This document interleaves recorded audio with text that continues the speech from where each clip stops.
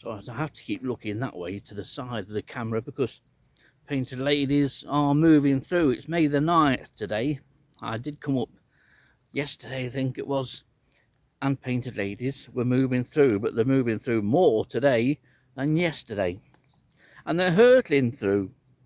I've had a couple that have gone east, but they're all now finding the directions and are going north, and they're hurtling north as painted ladies do. They're like lightning. So I found a vantage point. It's the grass track seen in a recent video that leads from the road to Loud Wood. It's a good place to be because I can see the painted ladies hurtling through, and they show up really well against the background of Loud Wood, and I can see them going that way. But the majority are going between me and Loud Wood. But they are hurtling through, usually at about 3 or 4 feet over the Phacelia field here, and then they just hop over the hedge and continue north. They're very obvious. And I've had 10 so far in 25 minutes. And that's a good count, a very good count of visibly moving painted ladies in any year. This could be quite a good morning, and it's not a bad place to stand when you look at what I'm looking at. It even smells good too.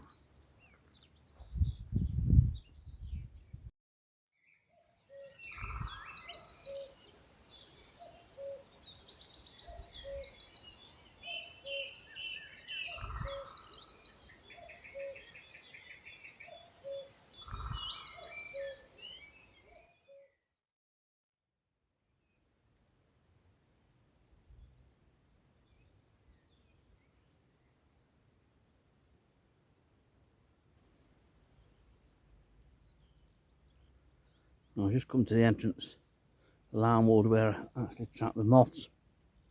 Not looking into the sun so much, it's from a camera's point of view. And just had another painted lady go through.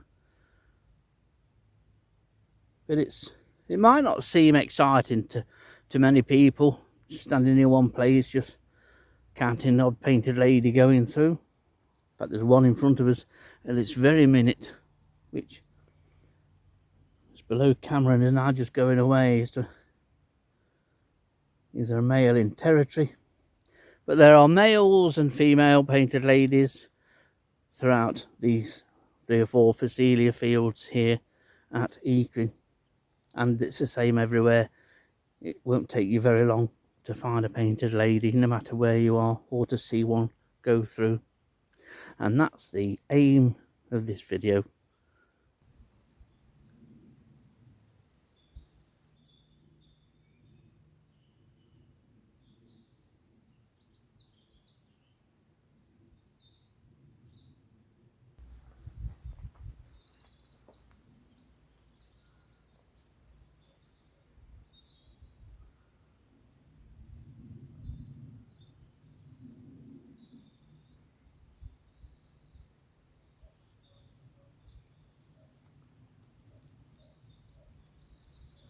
My favourite view, a painted lady comes hurtling up the side of Loudwood. But I know there are a number of painted ladies in this field. I've seen males chasing other males, and males presumably chasing females too. It's such a rare event to get a big influx, one that can be seen visibly by the eye, actually happening in front of you. That's what attracts me to migration. There will be hundreds and hundreds of eggs on the creeping thistle here. For many years it was visible migration watching of birds, recording birds on passage during the spring and the autumn, and when it occurred during the winter on cold weather movements. A most marvellous spectacle. It's amazing how getting a count of nearly 1,000 meadow pipits going through can rival the greatest of rarity. I know a lot of people won't see that, but there's nothing like the, in inverted commas, the big thrush day. And you'd arrive on site at dawn, and instantly, in most cases, you knew that the big thrush day or the big mippet day was on. Sometimes it faded out, sometimes it started quiet, and then all of a sudden all hell would break loose. Butterfly migration, or to see the butterflies visually moving through, is much more uncommon. And here comes another painted lady up the side of Lown Wood now, continuing off north. So I think it's time to get back to my vantage point.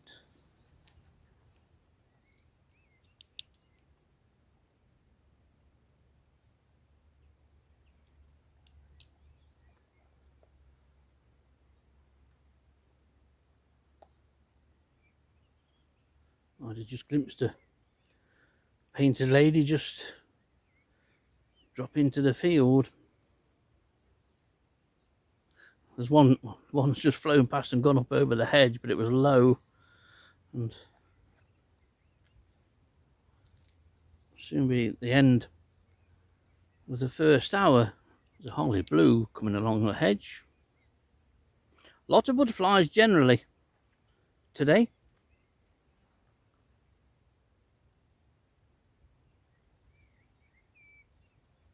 Always nice. There's another painted lady that's just dropped in over the hedge, and the holly blue is now going back again. Not just see, it's just gone over the hedge.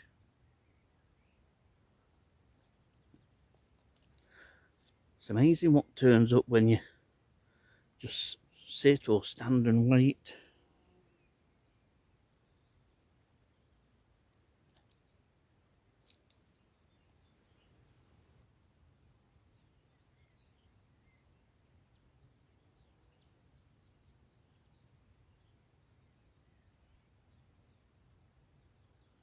Migration slackened off a little bit at the moment.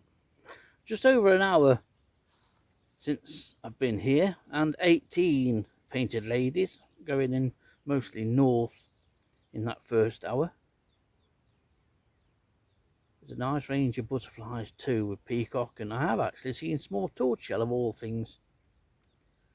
Single male brimstone, small copper, holly blue, plenty of whites of all three varieties. It's just beautiful.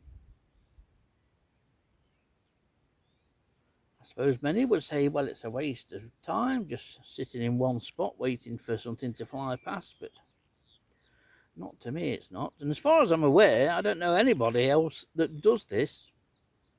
I know of two who have done it and were very aware of butterfly migration,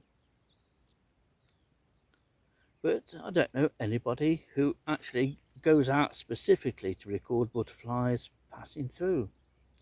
I say it's not very often you get the chance to do it, especially in spring. Not often discernible from one spring to another, to be honest. The number of butterflies involved is usually considerably lower than those in autumn. And sometimes butterflies arrive, and they arrive without you knowing. 1 minute you go out to your local patch, and all of a sudden there's a few red admirals knocking about, or a couple of painted ladies.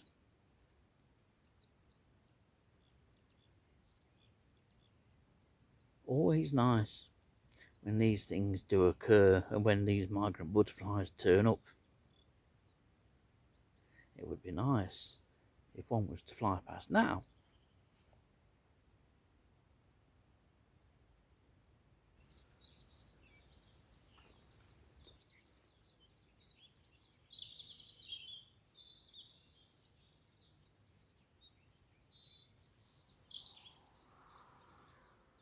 Well, I'm just having a breather as I'm making my way uphill side of the Loudwood Annex field back to the car. There's been no painted lady movement for well over an hour. It all seemed to stop at 12:15. Not had one since, and it's now 1:30. Strange that, because the conditions in what would have been that second hour were as ideal as they were in the first hour that you've seen. But there are painted ladies, as I mentioned, all over. It's a wonderful year for painted ladies. And let's hope that they don't just sort of disappear like they did last year. It's amazing how painted lady migration just ended after an hour, from 11:15 till 12:15. Not had one since in the hour and a quarter that I've been walking around this field.